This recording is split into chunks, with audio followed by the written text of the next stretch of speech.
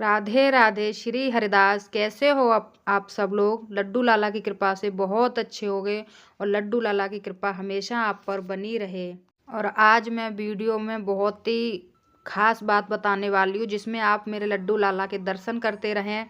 स्नान से लेके जगाने तक बस इतना ही दर्शन कराया जाएगा। उसके साथ साथ मैं आपको आज बताती हूँ लाला के वॉइस ओवर कर मैं आज बताने वाली हूँ मोक्षदा एकादशी कब की है और उसका पारण कब करना चाहिए।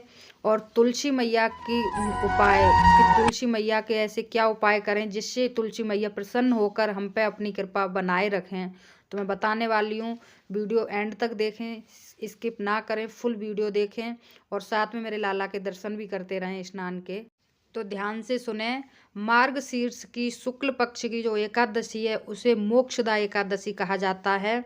और ये एकादशी बता दूं मैं 23 दिसंबर 2023 को है मोक्षदा एकादशी। वृंदावन के जो हमारे बिहारी जी के मंदिर में जो व्रतोत्सव एकादशी जो मनाई जाएगी वो 23 को मनाई जाएगी।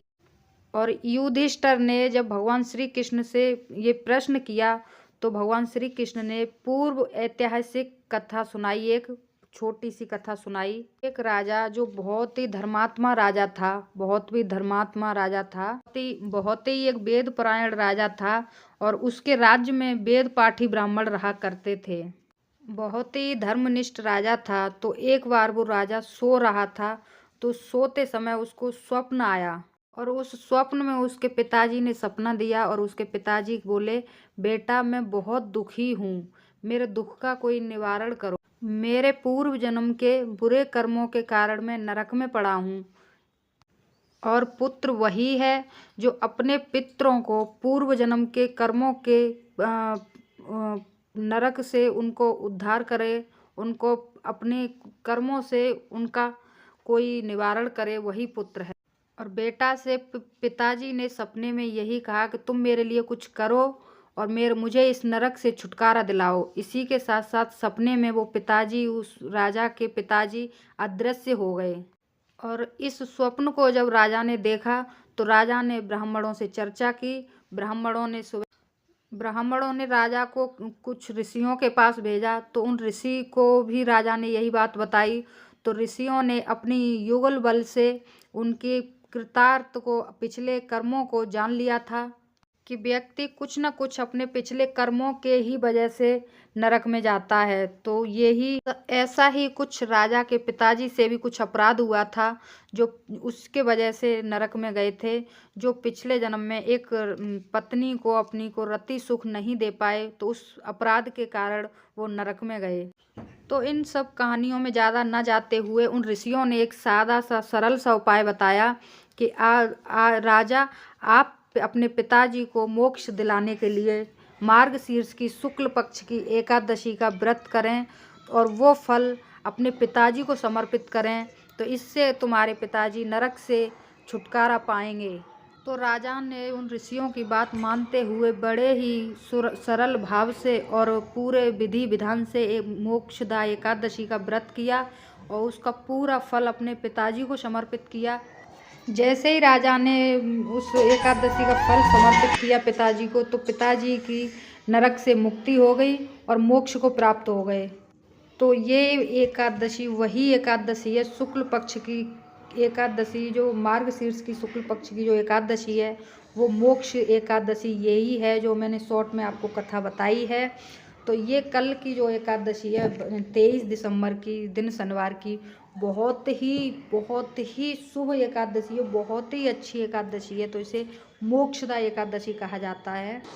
हमने कितने भी पाप क्यों न करे हों, हमने कितने भी बुरे कर्म क्यों न करे हों और इस एकादशी को हम पूरे विधि और विधान से कर लें और बहुत ही अच्छे भाव से कर लें तो हम सबको मोक्ष प्राप्त होगा। और हमारे पूर्व जन्म के पिताजी कितने भी नरक में क्यों न पड़े हों, उनके लिए अगर हम ये विधि विधान से एकादशी व्रत करके उनको फल समर्पित कर दें तो उनको भी मोक्ष प्राप्त होएगा। पर इस एकादशी को बड़े ही नियम से और विधि विधान से संकल्प करके करें तभी इसका फल पूरा मिलता है। ये एकादशी अगर ये हम अपने लिए कर रहे हैं तो अपने लिए फल समर्पित करने की भगवान जी से प्रार्थना करें और अगर हम अपने पितरों को अगर ये एकादशी व्रत कर रहे हैं तो उनको संकल्प करके इस एकादशी का व्रत का फल उनको समर्पित करें, तभी उनको मोक्ष प्राप्त होगा। और इसी तरह से इस एकादशी का व्रत करें। 23 को सूर्य उदय से पहले स्नान निवृत्त होकर पूरे विधि विधान से व्रत करें। और इसका जो पारण का समय है, वो जो द्वादशी को जो हम पारण करते हैं, उस पारण का शुभ समय है द्वादशी 24 दिसंबर दिन रविवार को, वो मैं आपको बताती हूँ। सूर्य उदय के बाद 6:47 से लेकर 8:21 तक हम द्वादशी को एकादशी के व्रत का पारण कर सकते हैं। और इसी के साथ में तुलसी मैया की कृपा बताऊं, तुलसी मैया का उपाय बताऊं कि हमारी साल में जितनी भी एकादशियां पड़ती हैं, उन सब एकादशी को तुलसी मैया निर्जला व्रत रखती है। हमारी तुलसी मैया बिना जल के, निर्जला का मतलब निराहार, बिना जल के व्रत करती हैं। तो कृपया करके तुलसी मैया पर किसी भी एकादशी को जल ना चढ़ाएं, हो सके तो दीप जलाएं बस, और तुलसी मैया से प्रार्थना करें। इसी के कारण हमारी तुलसी मैया, इतनी कठिन तपस्या के ही कारण हमारे तुलसी मैया हमारे कृष्ण भगवान के सिर पे विराजमान है, जो सब जानते हैं। और ऐसे नियम के साथ साथ हम तुलसी मैया को अपने घर में रखते हैं, तो तुलसी मैया हमारी कृपा करके हमें मन वांछित फल देती हैं और अपनी कृपा हम पर बरसाए रखती हैं। तो मैंने आपको तीनों चीज़ें बता दी हैं। एकादशी का व्रत कब करें, एकादशी मोक्षदा एकादशी का पारण कब करें, और एकादशी कैसे मनाई जाती है, क्यों मनाई जाती है, ये भी मैंने आपको बता दिया। और संग में तुलसी मैया की कृपा भी आपको बता दी कि तुलसी मैया के उपाय भी बता दिए। तो इसी के साथ साथ वीडियो करती हूँ एंड। वीडियो अच्छी लगे तो लाइक करें, सब्सक्राइब करें, कमेंट करना ना भूलें। राधे राधे, श्री हरिदास।